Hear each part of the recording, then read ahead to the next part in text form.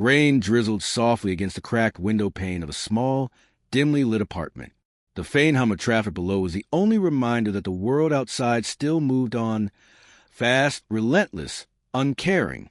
Inside, Mira, a frail university student with tired eyes and trembling hands, sat at her desk, surrounded by unpaid bills and fading hope. Her father lay in the adjoining room, his shallow breaths punctuating the silence. Every cough was a countdown. The doctor's words from that morning echoed in her mind like a cruel refrain. Asterisk, without the operation, he has less than a month. Asterisk, Mira had sold everything, her books, her clothes, even her mother's locket. But the money she scraped together was barely enough to buy a week's worth of medicine. She was brilliant, kind, determined, but in a world like this, kindness rarely paid the bills. That evening, as she sat outside the hospital cafeteria staring at her reflection in a plastic cup of coffee, a man approached her. He was tall, sharply dressed, with an air of power that made everyone around him shrink back. Ethan Cross, heir to one of the largest corporate empires in the city. She recognized him instantly from the news. What she didn't know was why he was looking directly at her. "Mira Khan?" he asked in a tone that was both polite and cold. "I heard about your father's condition." Her heart skipped. "You heard?" He nodded, slipping his hands into his pockets. "I have an offer, one that could save him." The words were honey, but Mira sensed the poison underneath. Still, desperation is a merciless negotiator. "What do you want in return?" she whispered. Ethan's gaze lingered on her for a long moment. "A week. You'll sign a confidentiality contract and spend 1 week with me. No questions asked. At the end of it, I'll pay for your father's full treatment." The room tilted. Her breath caught. It felt like someone had just ripped the ground from beneath her feet. She wanted to scream, to refuse, to call him a monster. But then she remembered her father's hollow cheeks, the way his hand trembled when he tried to reach for her. She closed her eyes. "I'll do it," she whispered. That week changed everything. It wasn't what she'd expected. No cruelty, no humiliation. Ethan treated her with a strange kind of distance, almost as though he despised himself for needing her there. They barely spoke. But sometimes, when he thought she wasn't looking, Mira caught a flicker of something in his eyes. Pain, regret, loneliness. At the end of 7 days, he kept his word. The money was transferred, the surgery performed, and her father lived. When she went to thank him, Ethan was gone, his office emptied, his number disconnected. It was as if he'd vanished from the world. Years passed. Mira graduated with top honors, became a researcher, and slowly built a new life. But the memory of that week never left her. The silent meals, the haunted look in Ethan's eyes, the way he said goodbye without saying a word. Until one winter evening, while walking home through crowded city square, a convoy of sleek black cars stopped at the curb beside her. From the back seat stepped a man in a tailored coat, his presence cutting through the noise like a blade through silk. Her breath caught. Ethan Cross. Older now, sharper, with a scar across his jaw and an expression that looked carved from sorrow. He stopped in front of her, the world around them blurring into background noise. "Mira," he said quietly, his voice a mix of relief and regret. "I've been looking for you." Her pulse raced. "Why? After everything, why now?" He hesitated. "Because I need to tell you the truth about that week. You were never meant to save your father." Her stomach turned cold. "What are you talking about?" Ethan's eyes glimmered with a truth he'd buried for years. "It wasn't your father who needed saving, Mira. It was me." Her lips parted. Confusion, anger, disbelief swirling inside her. "You made me choose between my father's life and my own dignity, and you call that saving you?" Ethan looked away, jaw tightening. "There's more you don't know. You were part of something far bigger, something I've been trying to undo ever since that night." Before she could ask, 2 men in black stepped forward from the car, their presence sharp and uneasy. Ethan raised a hand, stopping them. "Not here," he said, turning back to her. "If you come with me, I'll explain everything. But once you hear it, there's no going back." Myra's heart pounded as she looked into his eyes. eyes that still held secrets, guilt, and something dangerously close to love. The streetlights flickered, the cold wind curling around them like a whisper from the past.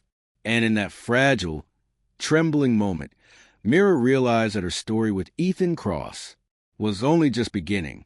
Mira stood frozen, her breath fogging in the icy air, the noise of the city dimming to a distant hum. Every instinct screamed at her to walk away, to turn her back on the man who had once reduced her choices to a cruel transaction. But beneath the shock and anger was something else she couldn't ignore: curiosity. A hollow ache that had lived quietly in her chest for years suddenly stirred awake. Ethan didn't move. He simply waited, as if he knew she'd come, as if he'd been certain she couldn't resist the truth. "Why should I trust you?" she finally asked, her voice trembling despite her attempt to sound steady. He looked at her for a long moment before answering. "You shouldn't, but if you don't, someone else will find you first, and they won't be offering explanations." Her pulse jumped. "What do you mean, someone else?" "Get in the car, Mira," he said quietly. "Please." The word please, soft, human, disarmed her more than his authority ever could, against her better judgment. She followed him into the car. The interior smelled faintly of leather and winter air, and as the doors shut, the noise outside vanished. Only the steady hum of the engine filled the silence. Ethan sat beside her, his face half lit by the passing streetlights. The sharp planes of his jaw, the fatigue etched around his eyes. He was no longer the untouchable billionaire she remembered. There was something broken in him now. "You deserve to know," he began. "That week, it wasn't meant to happen the way it did. I never intended to make you an offer like that." Myra's jaw tightened. "Then why did you—" He exhaled slowly. "Because my father forced me to." The words hung in the air like smoke.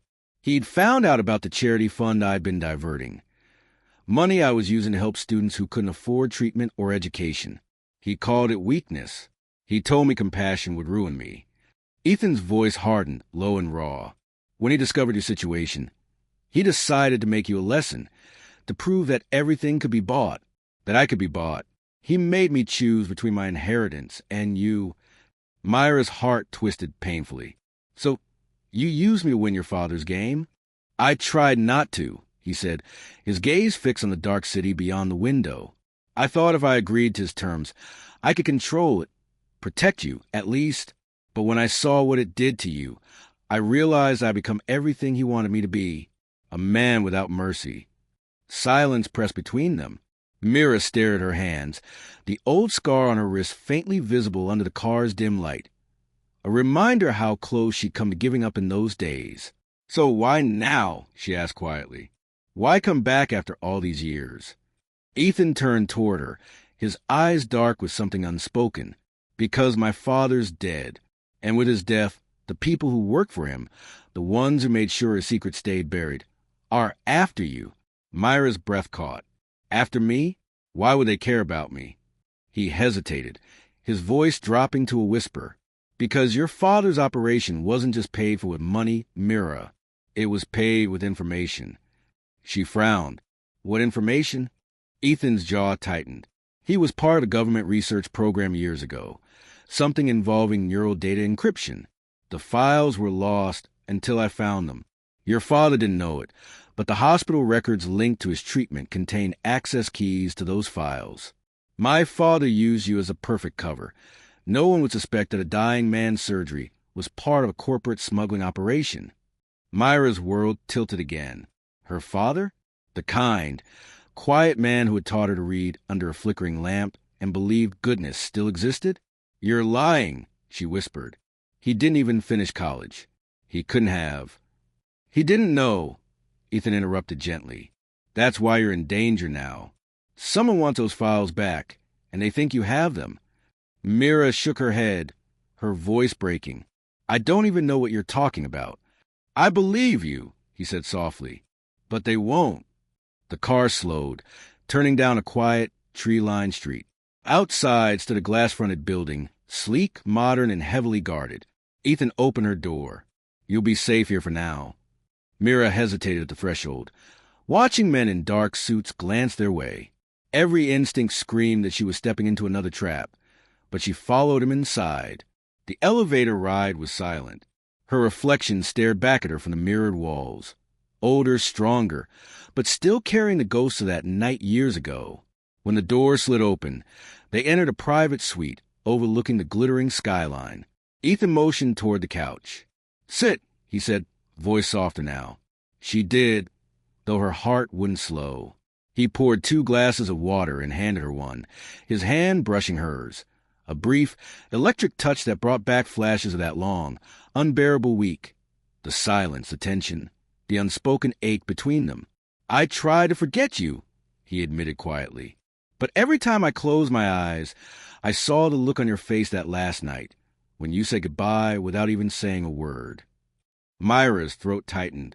"You had no right to come back into my life, Ethan. Not after what you did." "I know." His eyes met hers, steady, pleading. "And I'll spend the rest of my life trying to make it right." Before she could respond, a sharp buzz cut through the air. Ethan pulled his phone from his pocket, his expression darkening instantly. He answered without a word. "Talk," he said, listening. Then, after a few seconds, his tone sharpened. "How did they find out she's with me?" Mira froze. Ethan ended the call and looked at her, his voice low. "We have to move. Now." "Move? Where?" "There's no time." He grabbed a black coat from the chair and handed it to her. "Trust me, Mira. Please." Sirens wailed faintly in the distance. Somewhere below, the deep rumble of approaching engines echoed through the night. Ethan guided her through a back corridor that opened into a dimly lit garage. "You're not telling me everything," Mira said, breathless. "Who are they?" He glanced at her as they reached a sleek black SUV. "The ones who own my father and everything he built. They don't forgive disobedience." The vehicle roared to life, speeding through the underground tunnel that led out of the city. The rain had started again, streaking across the windshield like ghostly trails. Mira gripped the seat. "Where are we going?" "Somewhere safe," Ethan replied, his jaw tight. But as they merged onto the highway, headlights flared behind them.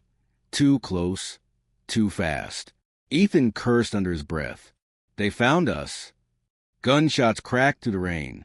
The rear window shattered. Glass sprang across Mira's lap. Ethan swerved hard, the car fishtailing on the slick road. "Get down!" he shouted. Mira ducked, her heart hammering as the world blurred into chaos. Tires screeched, lights flashed, metal groaned, and in the split second between fear and survival, she saw Ethan glance at her, his face fierce and desperate. "I won't lose you again," he said, voice raw, before slamming the accelerator. The car shot forward into the darkness, swallowed by the storm. The rain fell harder, like the sky itself was collapsing. The highway was slick and treacherous, a blur of wet asphalt and flashing lights.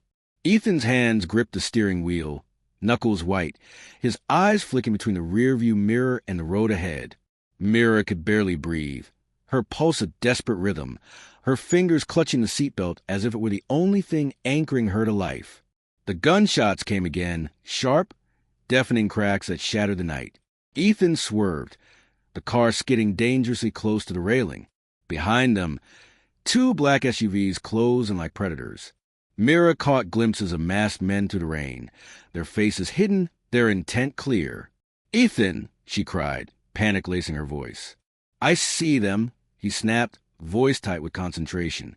He turned sharply into a narrow service road that cut through the forest. The tires screamed against the pavement. "Hold on." Branches whipped across the windshield, and the world became a storm of motion, thunder, wind, and adrenaline. Mira's chest burned with fear. But through it all, she caught a glimpse of Ethan's profile. Even now, even with death chasing them, his expression wasn't fear, it was resolve. Then, a deafening crash. The impact threw them forward as the SUV clipped a fallen branch and spun out of control. Metal groaned, glass shattered, and the world turned upside down. When the car finally slammed to a stop, smoke hissed from the hood. For a moment, there was only silence, the kind that comes after chaos, heavy and absolute. Mira blinked through the haze, her vision swimming. "Ethan," she whispered. He groaned, turning toward her. A small cut bled across his temple, but his eyes were alive. "Are you hurt?" She shook her head weakly. "I don't think so." He reached for her hand. "Then we move. Now!" They stumbled out into the rain-soaked forest. The air was cold and wet, the trees towering around them like dark sentinels. Behind them, the distant sound of engines grew louder. Ethan grabbed a small black case from the wreckage before pulling Mira into the shadows. "Keep quiet," he whispered, guiding her through the trees.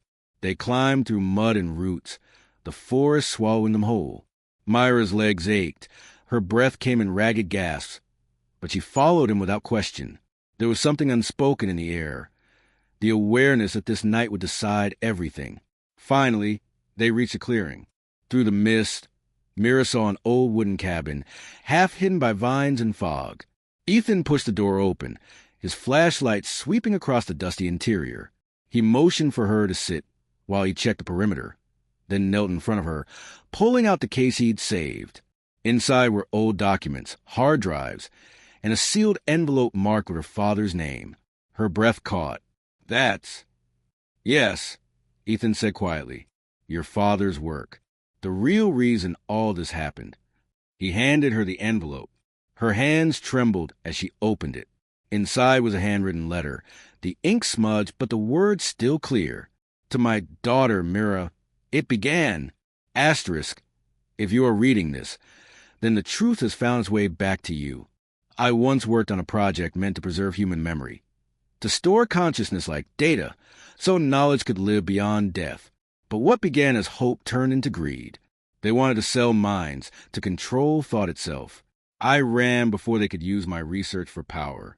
I hid the encryption in something they'd never think to trace, your medical records. If they find out, they will come for you. Forgive me, my love. I never meant for you to pay the price for my choices." Asterisk. The letter slipped from her hands. Mira pressed a trembling palm to her mouth, tears spilling freely. "He knew," she whispered. "He knew all along." Ethan watched her, guilt shadowing his eyes. "Your father was a good man. He tried to do the right thing. But the people he worked for, they don't forget. That's why I had to disappear, to keep them from reaching you." She looked up, her expression breaking between sorrow and fury. "You let me hate you all these years." "I deserved your hate," Ethan said softly, "but not your death. And that's what would have happened if I stayed." Before she could answer, headlights cut through the fog outside. The rumble of engines echoed in the distance. Closer this time. Ethan grabbed the drive from the case and stuffed it into his pocket. "They've found us." Mira stood, defiance burning in her eyes. "Then let's finish this." He smiled faintly, proud, pained. "You've changed." "So have you," she said quietly. They moved quickly. Ethan pushed the table against the door, motioning for her to stay low as the first SUV stopped outside. The sound of boots hitting the wet ground followed. Voices. Orders barked through the storm. Myra's heart pounded. She clutched the drive as Ethan slipped a small pistol from his belt. The door burst open. Chaos erupted. Shouts. Flashes. The thunder of gunfire. Ethan moved with sharp precision, taking cover as bullets splintered the walls. Mira crawled behind a cabinet, clutching her father's letter against her chest. The noise was deafening, but she could still hear Ethan, his voice steady, commanding. "Get her out! Move!" someone yelled from outside. Ethan turned, firing toward the doorway, and then in one terrible instant, Mira saw him stumble. The sound that escaped her throat wasn't human. It was pain-made voice. He fell to his knees, blood blooming through his coat. Mira ran to him, ignoring the bullets, dropping beside him as he struggled to breathe. "No, no, no," she whispered, pressing her hands against the wound. "Stay with me, Ethan. Please." He coughed, his fingers brushing her cheek. "I told you I wouldn't lose you again." Tears blurred her vision. "You're not going to. Do you hear me?" But he was fading, his eyes dimming as the chaos raged on. "Listen to me," he rasped. "The drive, take it to the press. Expose them. Promise me, Mira." "I promise," she sobbed. He smiled weakly, a ghost of the man he used to be. "Good. Then maybe this time we both get to be free. Then his hand went still. The world around her blurred, sound, light, motion, all dissolving into silence. For a moment, she couldn't breathe.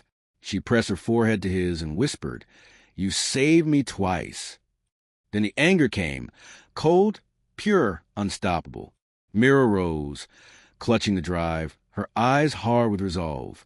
When one of the masked men stormed through the broken doorway, she threw a bottle of lamp oil toward the hearth. Flames roared to life, consuming the cabin in seconds.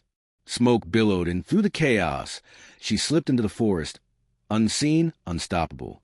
By dawn, the cabin was nothing but ash. A week later, the world changed. The headlines flooded every news channel. Global conglomerate exposed, mind control project revealed. Encrypted files, interviews, evidence, all released anonymously. Ethan's death was never mentioned, but his name lived between the lines of every article, every revelation. And Mira? She vanished, like a whisper carried by the wind. Months passed. Somewhere along the Mediterranean coast, a small foundation opened, the Khan Initiative for Ethical Science. Its mission, to protect minds from being turned into commodities. Its founder remained unseen, her identity hidden behind quiet letters and charitable acts. But every evening, as the sun sank below the sea, Mira stood at a window of her small seaside home, the same envelope resting on her desk, beside a single photograph, her father's gentle smile and Ethan's fierce, unreadable eyes beside her. She often wondered if fate had been cruel, or if, somehow, it had been merciful, giving her love only to take it back, then leaving behind something far more powerful, purpose. The wind brushed through the open window, lifting the corner of Ethan's letter, and for a fleeting second, Mira imagined she could still hear his voice. Calm, resolute, proud. "You did it!" She smiled faintly, eyes glistening with quiet grief. "No, Ethan," she whispered to the fading light. "Asterisk we asterisk did." Far out at sea, the horizon shimmered gold, and the first stars began to rise. Quiet witnesses to a love that defied power, a truth that outlived lies, and a girl who once made a painful choice, only to find herself at the heart of something eternal. And as the waves crashed softly below, Mira closed her eyes, not in sorrow, but in peace, knowing that somewhere in the quiet between heartbeats, Ethan Cross still watched over her, not as a man who bought her pain, but as the one who redeemed it with his own. The story of the poor student and the billionaire had ended for the world.